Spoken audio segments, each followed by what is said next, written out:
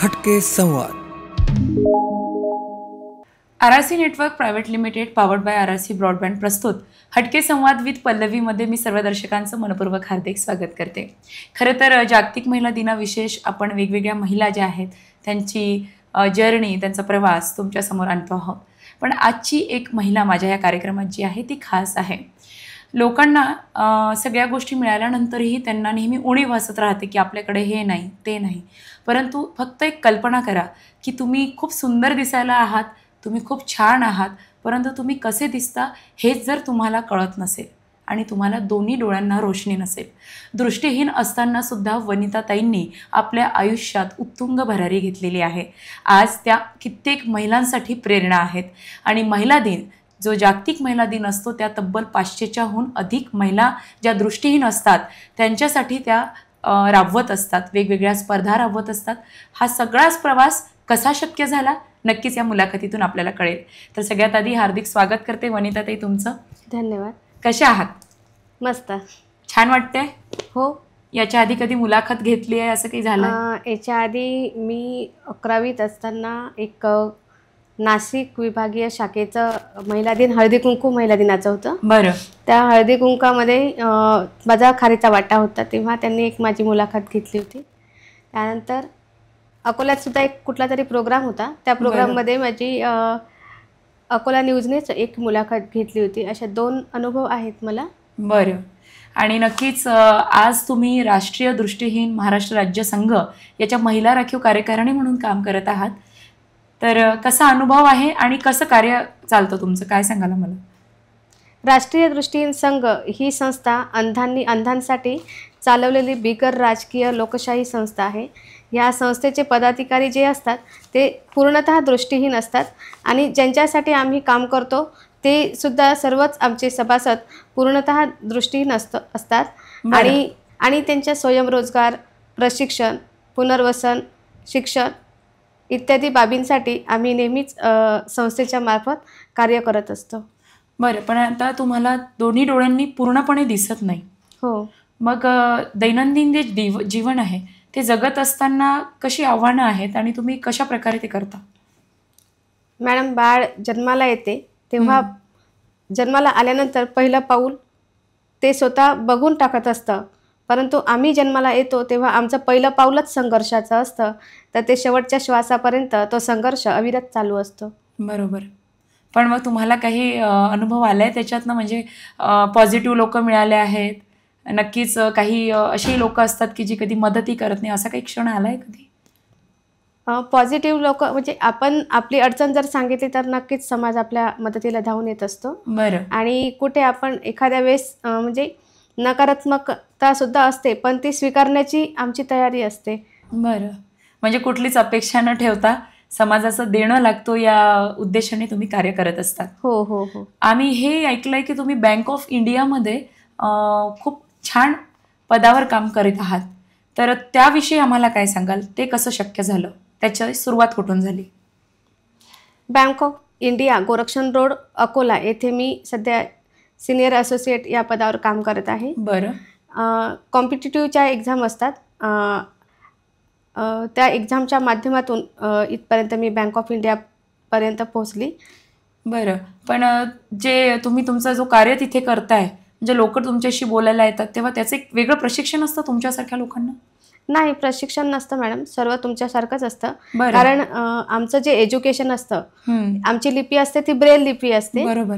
ती लिपी शिकण्यासाठी ॲक्च्युली आम्हाला म्हणजे आमचं जे जन्माचं 5वं वर्ष असतं त्या 5 वर्षाचं असताना पासूनच आम्हाला हॉस्टेलमध्ये राहावं लागतं आई पप्पांना सोडून. आणि त्यानंतर मग आम्हाला ती सवय होऊन जाते की समोरची व्यक्ती आपल्याकडे पाहून बोलते आहे का, किंवा तिचा आवाज कुठल्या दिशेने येतो त्या दिशेने आपण आपल्या चेहऱ्याचा हावभाव ओळखावा आणि चेहरा तिकडे असावा. तुम्ही फार सुंदर दिसताय वनिताताई. आज इतक्या छान तयारी करून आलायत. तुम्ही सांगितल्याप्रमाणे अमरावतीला सुद्धा काहीतरी एक तुमची सखी दृष्टीहीन महिला तिथे कार्य करते महिला दिनाविषयी. ते नेमकं काय आहे? तिथे कशासाठी आपण जात आहात?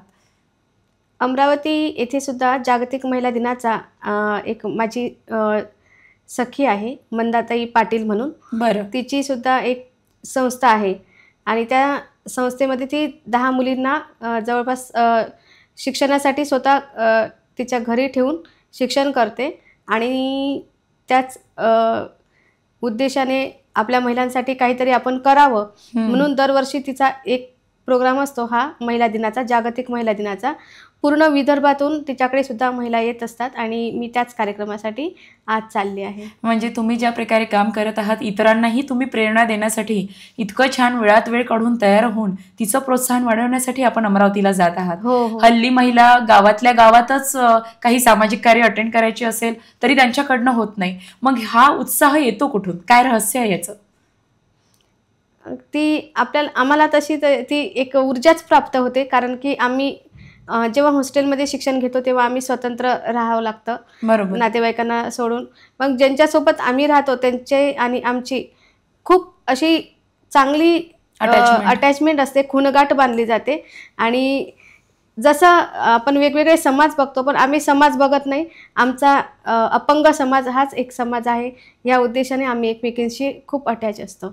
आणि पुढचा प्रश्न असा असेल माझा वनिताताई तुम्हाला, की तुम्हाला कुटुंब आहे, तुम्हाला 2 अपत्य आहेत. हो. मग ती नॉर्मल आहेत? हो, माझी दोन्ही मुलं नॉर्मल आहेत.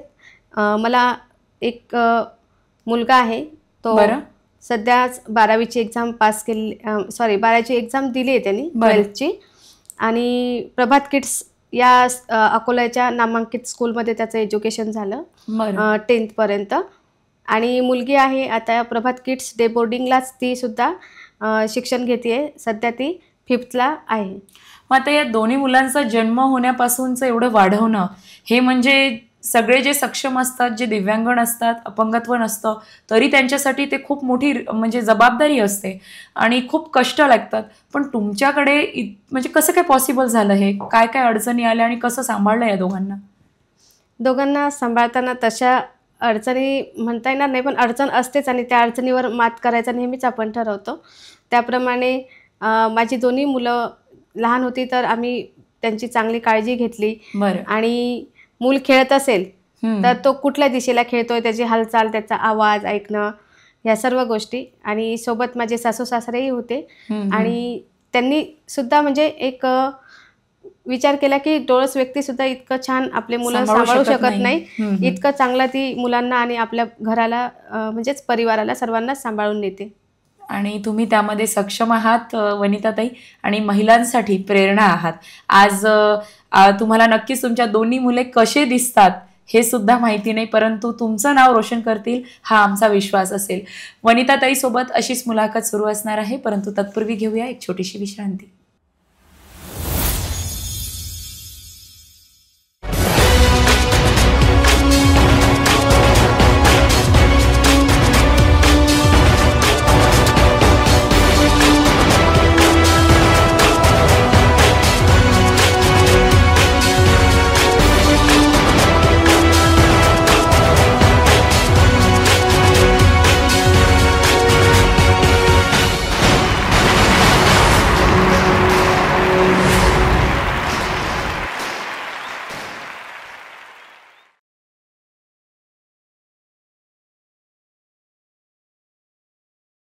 विश्रांतीनंतर पुन्हा एकदा हार्दिक स्वागत करते हटके संवाद विथ पल्लवी जागतिक महिला दिन विशेष. वनिताताई डोंगरे यांच्यासोबत आपली ही मुलाखत सुरू आहे. वनिताताई, पुढचा प्रश्न माझा असा येतोय की दैनंदिन जीवन जगत असताना बऱ्याच गोष्टी तयारी होण्यापासून, जसं तुमचं बँकेमध्ये जाणं, ह्या सगळ्या गोष्टी ह्या कशा मॅनेज करता तुम्ही? म्हणजे कोणी सपोर्टिव्ह असतो सतत सोबत? सतत तसं सपोर्टिव्ह आमचा आता परिवार असल्यामुळे माझ्या सासूबाई असतात घरी, त्याच्यामुळे त्यांना होईल तेवढी मदत त्या नेहमीच मला करत असतात. आणि समजा काही प्रसंग असे असतात की त्यावेळेस मला एकटं पण राहावं लागतं, म्हणजेच माझी 2 मुलं, माझे मिस्टर, असं आम्ही एकटं पण राहतो. त्यावेळेस सुद्धा मी मग सर्वांचं आमचं टिफिन, मुलांचं सर्व जेवण वगैरे सर्व तयार करून मी माझ्या बँकेच्या वेळेत जाण्याचा नक्कीच प्रयत्न करते. तर ते जेवण कसं बनवता तुम्ही? म्हणजे सगळं स्मेल आणि कशा त्या गोष्टी, म्हणजे समजा फॉर एक्झाम्पल तुम्ही भाजी करतायत तर तुम्ही कशा प्रकारे ते डील करता, काय सांगाल? भाजी करत असताना सर्वात प्रथम तर समोर गॅस असतो आपल्या, बरोबर. एकदा गॅसच्या शेगडीला आपण थोडाफार हात लावून बघायचा, अंदाज घ्यायचा. आणि रोज आपण करत असल्यामुळे तो अंदाज आपल्याला येतो. त्यावर आपण जे समजा भांडं ठेवत आहोत, तर मग ते भांडं ठेवल्यानंतर गॅस सुरू करून त्यात आपण थोडं गरम झालं की वाफ येते, आच लागते आपल्या हाताला. बरोबर. तर तेल वगैरे टाकताना? हां, मग तेल वगैरे टाकताना मग तेव्हा कळतं की ते गरम झालंय. बरं. मग अशीच मग तेल टाकून वगैरे हळूहळू फोडणी द्यायची आणि आपण फोडणी भाजत असताना एक मसाल्याचा चांगला स्मेल येत असतो. बरं. आणि मग त्या स्मेलच्याच अंदाजाने आपण भाजीचं पुढचं जे काही कुठलीही भाजी असेल ती फ्राय करून आणि त्याच्यामध्ये मग आपण बाकी पाण्याचं प्रमाण वगैरे वापरतो. म्हणजे हे सगळं तुम्ही स्वतः एकटं, हे नॉर्मल व्यक्ती जसा करतो तसं करता? हो हो हो. स्पर्शाने, त्याच्या आवाजावरून ह्या सगळ्या हो. गोष्टी तुम्ही डील करता? Yes yes. तर मिरॅकल आहे, कमाल आहे. दृष्टी असताना सुद्धा किती चुका घाईघाई गर्दीत महिलांच्या होतात, परंतु ज्यांना दिसतच नाही ते फक्त स्पर्शाने आज ही महिला खंबीर उभी आहे तिच्या कुटुंबासाठी. तिची दोन्ही मुले शिक्षण घेत आहेत आणि ती नॉर्मल आहे, तिच्या कुटुंबाचा तिला पाठिंबा आहे, परंतु आपण समाजाचं देणं लागतो. आणि राष्ट्रीय दृष्टीहीन संघ महाराष्ट्र राज्य याच्या त्या महिला राखीव कार्यकारिणीचा भारसुद्धा सांभाळत आहे. त्यामुळे वनिताताई, आमच्या RRC नेटवर्कच्या खूप शुभेच्छा असतील तुम्हाला. धन्यवाद. तुमचा हा प्रवास असाच छान सुरू असो. म्हणजे मला असं वाटतं आज जे छान तयारी झाली आहे, तर साडी सुद्धा स्पर्श करून घातली आहे तुमच्या आवडीची. हो हो. म्हणजे सगळ्या गोष्टी स्पर्श करून बरोबर निवडता. हो. आणि ही कलाच आहे ऍक्च्युली, दैवी शक्तीच यांना मिळाली आहे. RRC नेटवर्कच्या शुभेच्छा असतील, परंतु सरते शेवटी महिलांना आजच्या दिनी काय संदेश असेल, तुम्ही काय सांगाल एक महिला म्हणून सगळ्यांना? महिलांना सर्वांना मी असंच सांगेल की आपण एकमेकींसोबत मैत्रीचे आणि एक समाजाचं देणं लागतो या उद्देशाने. आणि मी म्हणेल, राहू नका ग कुणी अडाणी, हातात लेखणी धरा. कारण माझा संदेश हा इतर महिलांपर्यंत, ज्या शिकत नसतील त्यांच्यापर्यंत सुद्धा जातोय.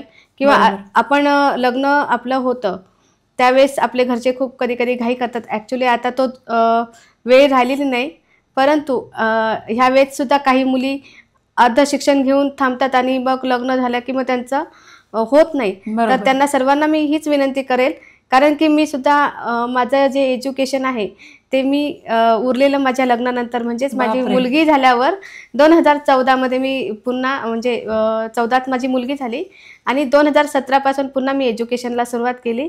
5 वर्षात कंटिन्यू मी अविरत तयारी केली माझ्या एक्झामसाठी आणि त्याच्यात मी सफल झाली. यासाठी मला माझ्या पूर्ण परिवाराचा सुद्धा खूप मोठा पाठिंबा आहे. आणि माझे मिस्टर जे आहेत ते नायब तहसीलदार आहेत, कलेक्टर ऑफिस इथे कार्यरत आहे महसूलला.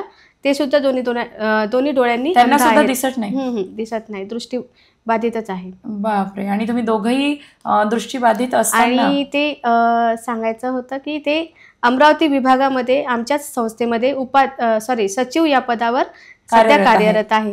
म्हणजे दोघं मिळून स्वतःचं अस्तित्व पण निर्माण करीत आहेत. आज उत्तुंग अशी भरारी घेत आहे आणि पदाधिकारी म्हणून आपापल्या क्षेत्रात वेगळं अस्तित्व निर्माण करीत असताना या संस्थेमध्ये सुद्धा त्या दोघांचा भार आणि भक्कम असा भार आहे आणि म्हणूनच समाजासाठी ते कार्य करीत असतात.